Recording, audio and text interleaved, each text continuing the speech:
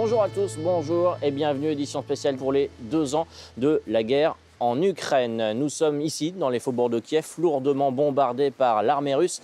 Dans les premières heures de l'invasion, plusieurs centaines de milliers de bâtiments auraient été détruits. On estime à plus de 410 milliards de dollars les besoins d'aide à la reconstruction. L'Union européenne a été un partenaire clé tout au long de la guerre, apportant une aide de plus de 85 milliards d'euros, à la fois civile et militaire.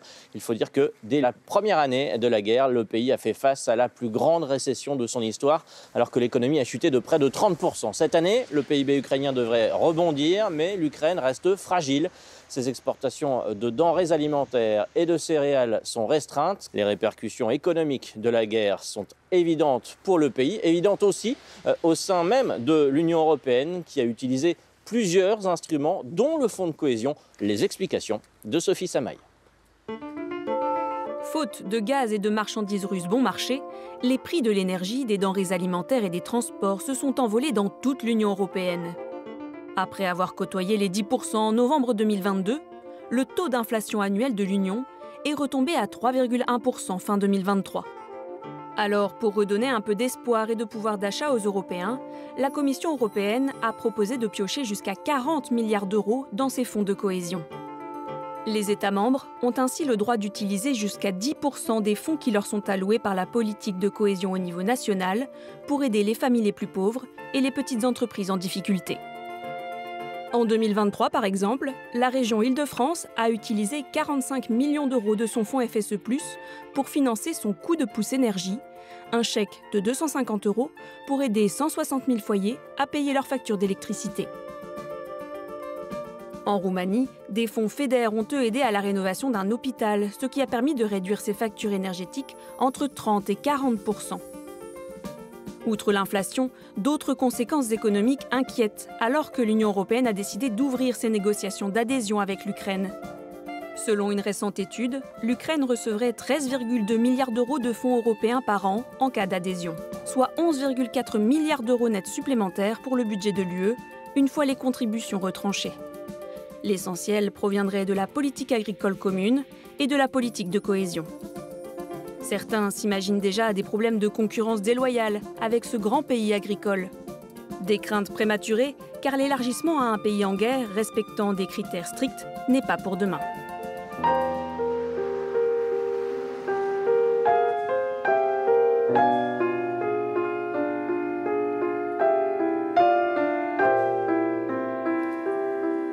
Et pour débuter cette émission, nous voilà à Boutcha, ville martyre, ville symbole, ville prise dès le 27 février 2022 par les forces russes, ville où la guerre a franchi une étape dans l'inhumain et touché à l'ignoble avec la découverte macabre de ces fosses communes, de ces centaines de corps ukrainiens abandonnés au départ des Russes. Boutcha, une ville martyre, une ville que les États-Unis et l'Union européenne ont décidé de soutenir en lui permettant de se reconstruire.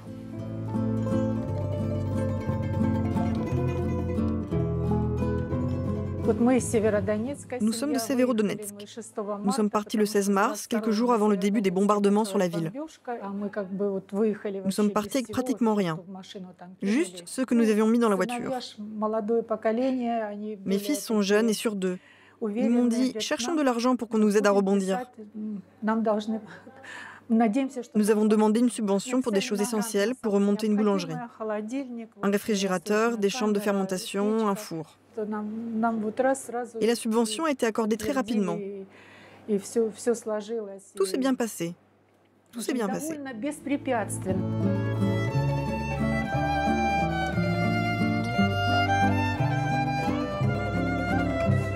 Pour évoquer justement cette reconstruction, nous sommes avec Irina Uberets. Vous êtes ukrainienne et vous êtes en charge des projets auprès de la représentation européenne en Ukraine. Depuis 2 ans, l'Union européenne est impliquée dans l'accompagnement et dans la reconstruction en Ukraine. Comment fait-on quand la reconstruction se passe parallèlement au combat dans l'est du pays ?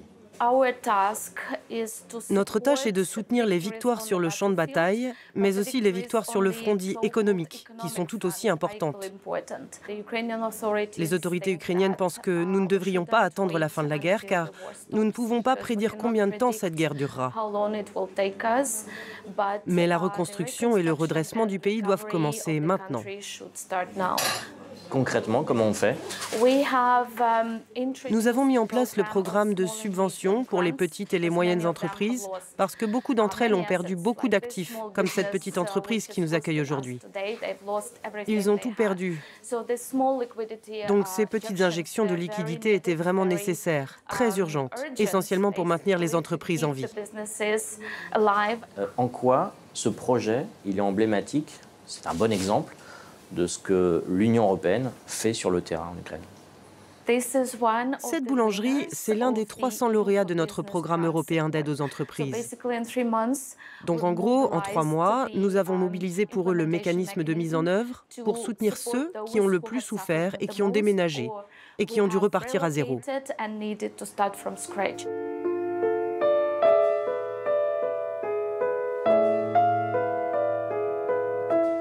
Alberto Fernandez-Diaz, bonjour. Bonjour.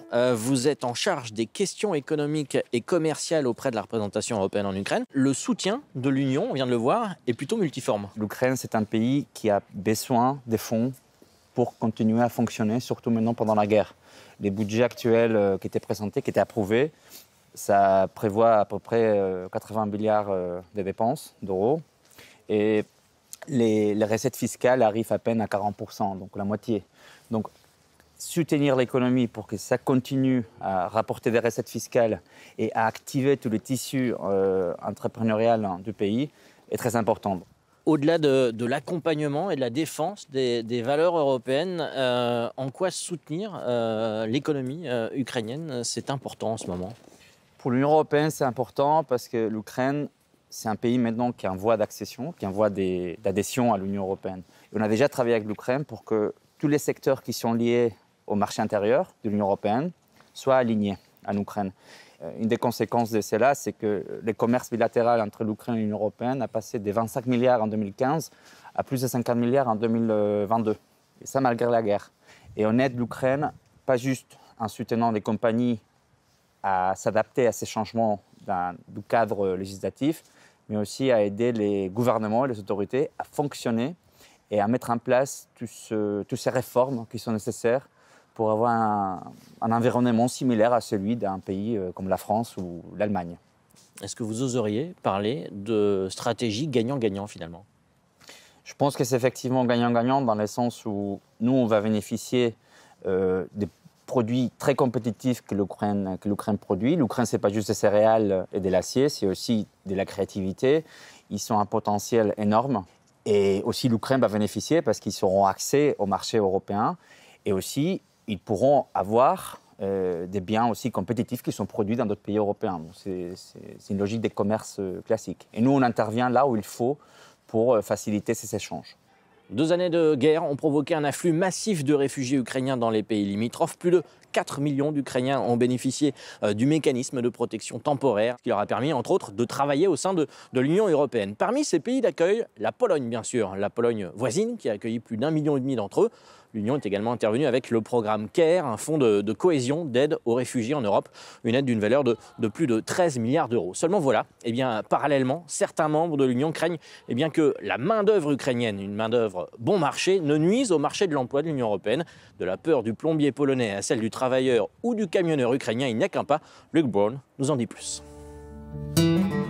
Au cœur d'un couloir stratégique entre la Biélorussie et l'enclave russe de Kaliningrad, Suwałki, en Pologne, a redoublé de solidarité auprès des quelques 1500 Ukrainiens venus s'y réfugier. Katerina et sa famille ont été les premiers à arriver il y a 2 ans. Même encore aujourd'hui, il y a 2 semaines par exemple, des gens sont venus d'Ukraine et j'ai vu dans leurs yeux les mêmes sentiments que nous avons ressentis. C'est pourquoi nous sommes ici et essayons d'aider, parce que nous l'avons vécu nous-mêmes. Nous comprenons à quel point c'est difficile. Katerina travaille désormais pour une ONG financée par l'UE. Elle envisage de rentrer dans son pays une fois la guerre terminée, mais son fils Arseny, lui, voit son avenir en Pologne plutôt qu'en Ukraine. Je pense que le niveau d'éducation est plus élevé qu'en Ukraine. Ça, c'est sûr. Et je parle déjà un peu polonais. Donc ce sera plus facile de poursuivre mes études que d'aller ailleurs ou de retourner en Ukraine. Ici, 50 000 € des fonds de cohésion européens pour les régions transfrontalières ont été débloqués pour financer des cours de langue ainsi que des conseils pour aider les réfugiés à trouver un emploi. Ce sont des médecins, des psychologues, ce sont des managers, des avocats. Voilà ce qu'ils sont. Bien sûr, ce sont aussi des ouvriers. Mais pour les intégrer chez nous, nous avons simplement besoin d'une meilleure compréhension de la langue afin que cette barrière ne se renforce pas, mais s'égalise. La Pologne accueille encore près d'1,5 million de réfugiés ukrainiens. Mais ce soutien a montré dans certains secteurs ses limites. En février, les agriculteurs polonais ont protesté contre l'importation de céréales ukrainiennes bon marché. Et cet hiver, les camionneurs polonais ont bloqué la frontière ukrainienne en cause les salaires versés aux chauffeurs non européens. Les barrages ont été levés, mais l'attente est encore longue aux douanes. Notre économie s'enfonce toujours un peu plus avec cette guerre. De telles choses nous mettent des bâtons dans les roues. Ces camions ont permis à l'Ukraine d'exporter 60 millions de tonnes de denrées alimentaires, un corridor de solidarité qui a remplacé le fret maritime en mer Noire, toujours dangereux. Igor est camionneur depuis 30 ans et gagne au maximum 500 € par mois. Même dans les bons moments, quand il n'y a pas de grève, nous parvenons à peine à joindre les deux bouts. Si nous étions dans l'Union européenne, je serais payé en conséquence. Mais je ne suis pas dans l'Union européenne. Stanisław dirige une société de transport routier en Pologne. Depuis que la Biélorussie voisine a été soumise à des sanctions, il a réduit de moitié sa flotte de camions. Pour lui, ces chauffeurs ukrainiens constituent une concurrence déloyale. Ce n'est pas possible car c'est un pays qui n'est pas aligné sur les normes de l'Union européenne et qui ne répond pas aux mêmes exigences que nous. Nous allons probablement supprimer nos emplois. Nous supportons les coûts de cette guerre car nous donnons nos emplois aux entreprises ukrainiennes. Ils s'emparent de nos marchés, ils entrent et on se retrouve sans emploi. Il y a 10 ans, les entrepreneurs d'Europe occidentale voyaient d'un mauvais œil l'arrivée sur leur marché des plombiers polonais. Aujourd'hui, c'est la crainte d'un dumping social des camionneurs ukrainiens qui suscite des inquiétudes en Pologne.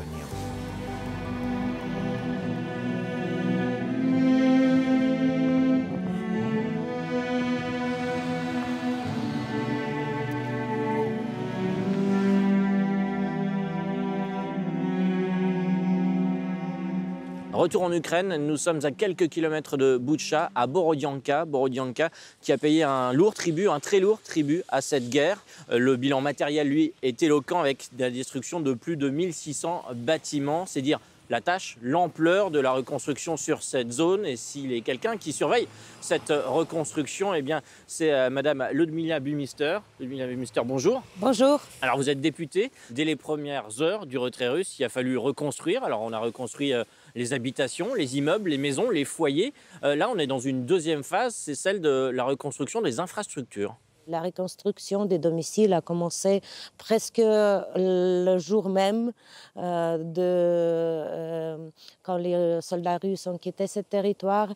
Et maintenant, la deuxième phase de reconstruction des bâtiments administratifs et de l'infrastructure civile, en fait, donne beaucoup d'espoir pour les gens qui habitent ici à Borodianka et dans les autres villes. On parle de ce nouveau centre administratif construit grâce à l'Union européenne et au programme des Nations Unies, c'est ça?